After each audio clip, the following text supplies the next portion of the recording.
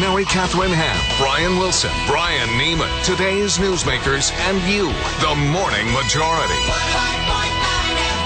AM 630. WMAL.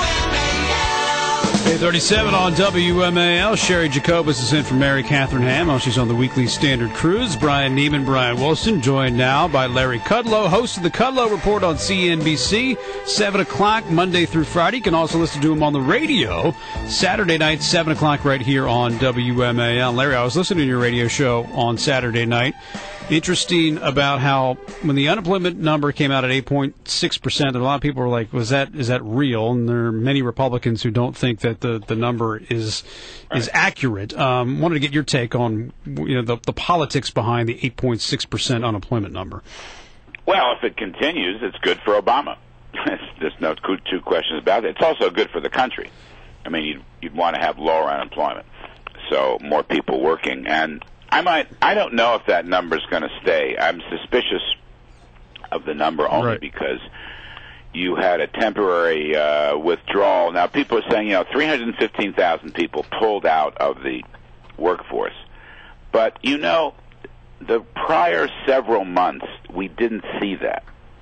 I just want to warn pessimists or skeptics on this. We haven't seen a real pattern of that lately. What we have seen is that the household survey, which is the small business survey, has done very well. It's growing about 300,000 jobs per month, much stronger than the corporate payroll so-called establishment survey.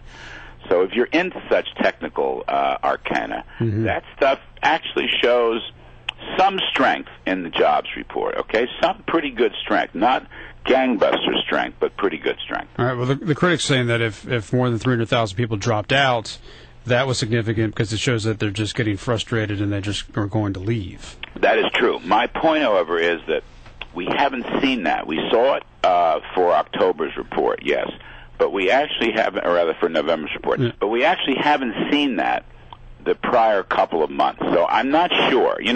It's hard to say. These numbers are hard to fathom. They're subject to great revisions. All I'll say is that I think there's some improvement going on in the job market. I would say that. I say that as a conservative supply-side rating commentator. Yes, Henry, the job situation looks to be getting somewhat better. We've seen the last 3 or 4 reports improving. But how much of this is due to maybe some holiday hiring that we'll see a slight uptick and then it's going to fall back down again and we don't have that much reason really to be all that happy? Well, you could look for a lot of pessimistic consequences and results here. Anything's possible. Look, we've grown. Smooth it out, okay? Take your 3-month change.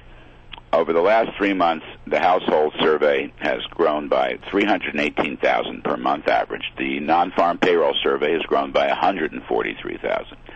So I would say, if you smooth out the months, you're still looking at a modestly improving labor market. That's where I come out on it. And incidentally, this is a counter indicator. If we had a gangbusters labor market, like if we were growing the GDP at 5% and jobs were rising at 200,000 or 300,000, you'd probably see the unemployment rate go up because tons of people who left and were discouraged would come back in the short run. So, sometimes you have to look at the underlying numbers to figure out. And I'm just going to say that's modestly improving jobs market. All right.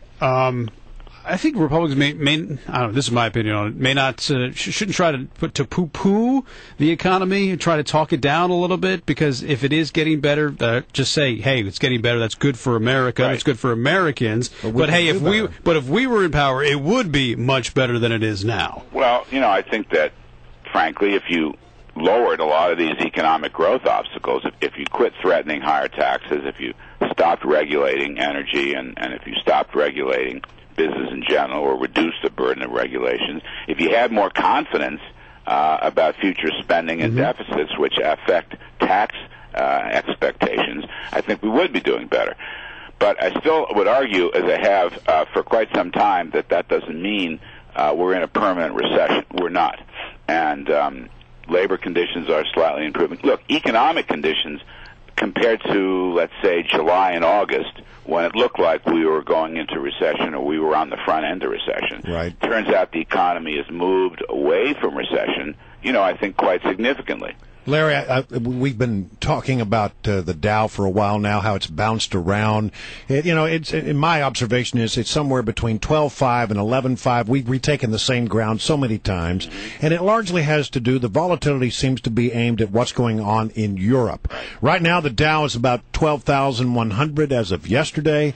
Do we have some reason to be optimistic that this has been resolved or will be resolved, or are we in for more volatility? Well, I'm sure you're in for more volatility, but you don't have to be a genius to say that. I do think the European story looks better.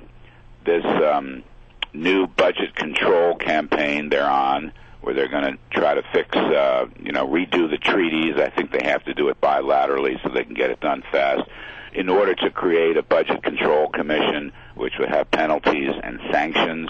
I think that's probably a good idea.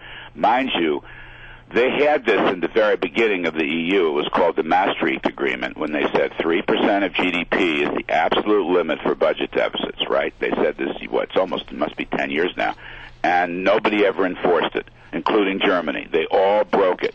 And so they wound up in this position they're in the last couple of years, causing, breathtaking pain to the world stock markets. Now, they're trying to develop a sanctions process, an enforcement process. Ms. Merkel said they're not going to use the courts.